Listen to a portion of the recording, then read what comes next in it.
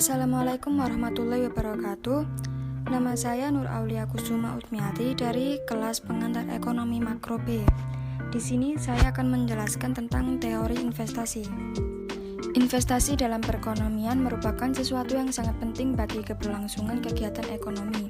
Bagaimana tidak, investasi merupakan salah satu sumber modal yang dapat menggerakkan kegiatan ekonomi di suatu tempat. Dalam berbagai hal, banyak negara yang berusaha agar nilai investasi negaranya terus meningkat setiap tahun.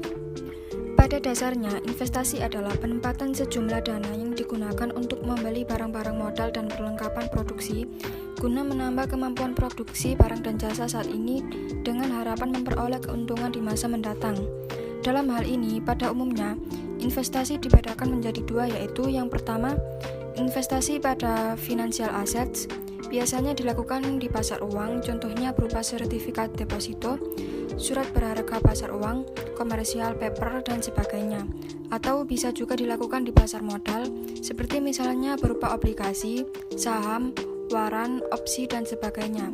Yang kedua yaitu investasi pada real asset, dilakukan dalam bentuk pendirian pabrik, pembelian aset produktif, pembukaan perkebunan, dan pembukaan tambang. Selanjutnya yaitu proses investasi. Proses investasi dilakukan melalui beberapa tahapan. Proses ini menunjukkan bagaimana seharusnya seorang investor membuat keputusan investasi. Berikut bagaimana terjadinya tahapan proses investasi. Yang pertama yaitu menentukan tujuan investasi. Sebelum melakukan investasi, ada 3 hal yang perlu dipertimbangkan dalam tahap ini, yaitu tingkat resiko atau bisa disebut rate of risk, dan tingkat pengembalian yang diharapkan atau bisa disebut expected rate of return, dan ketersediaan jumlah dana yang akan diinvestasikan. Umumnya, hubungan antara return dan risk bersifat linear. Artinya, semakin besar tingkat resiko, maka semakin besar pula tingkat pengembalian yang diharapkan. Yang kedua yaitu melakukan analisis. Investor harus melakukan analisis terhadap suatu efek atau sekelompok efek. Penilaian ini bertujuan salah satunya adalah untuk mengidentifikasi efek yang salah harga atau bisa disebut mispriced. Dengan kata lain, apakah harganya terlalu tinggi atau terlalu rendah. Oleh karena itu, ada 2 pendekatan yang dapat digunakan untuk mengetahuinya, yaitu yang pertama pendekatan fundamental, yang kedua yaitu pendekatan teknikal. Yang ketiga yaitu melakukan pembentukan portofolio.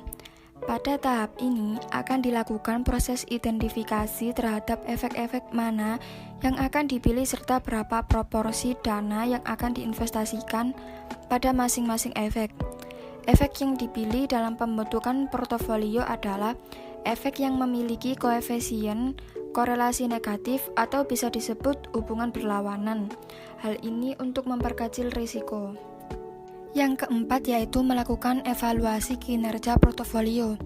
Setelah portofolio terbentuk, selanjutnya melakukan evaluasi atas kinerja portofolio, baik pada tingkat keuntungan yang diharapkan maupun pada risiko yang ditanggung.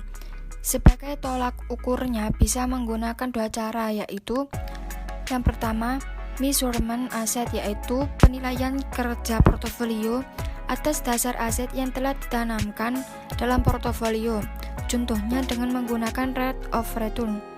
Yang kedua yaitu comparison, yaitu penilaian atas dasar pembandingan 2 aset portofolio yang memiliki risiko yang sama besar. Yang kelima yaitu melakukan revisi kinerja portofolio. Tahap revisi kinerja portofolio merupakan tindak lanjut dari sebelumnya, yaitu tahap evaluasi kinerja portofolio. Dari hasil evaluasi selanjutnya, akan dilakukan revisi terhadap efek-efek yang membangun portofolio tersebut jika komposisi portofolio yang sudah dibentuk tidak sesuai dengan tujuan investasi. Misalkan, rate of return-nya lebih rendah dari yang diinginkan. Revisi tersebut bisa dilakukan secara total, maksudnya melakukan likuidasi atas portofolio yang ada, kemudian membentuk portofolio yang baru, atau bisa dilakukan secara terbatas, yaitu melakukan perubahan atas komposisi dana yang dialokasikan pada masing-masing efek yang membentuk portofolio tersebut. Selanjutnya yaitu faktor-faktor yang mempengaruhi tingkat investasi. Setiap investor melakukan investasi atas dasar rasionalitas. Oleh karenanya, terdapat faktor-faktor yang dapat mempengaruhi tingkat investasi. Di antaranya yaitu 1. Tingkat pengembalian yang diharapkan. Perkiraan keuntungan dari investasi yang akan dilakukan akan sangat mempengaruhi tingkat investasi. Para investor akan melihat kondisi perusahaan terlebih dahulu sebelum melakukan investasi, agar tingkat keberhasilannya dapat diprediksi. Kondisi perusahaan tersebut terdiri dari 1. Kondisi internal perusahaan. Kondisi internal perusahaan merupakan faktor-faktor yang langsung berada di bawah kontrol perusahaan. Misalnya kualitas SDM atau teknologi yang digunakan dan tingkat efisiensi. Yang kedua yaitu kondisi eksternal perusahaan.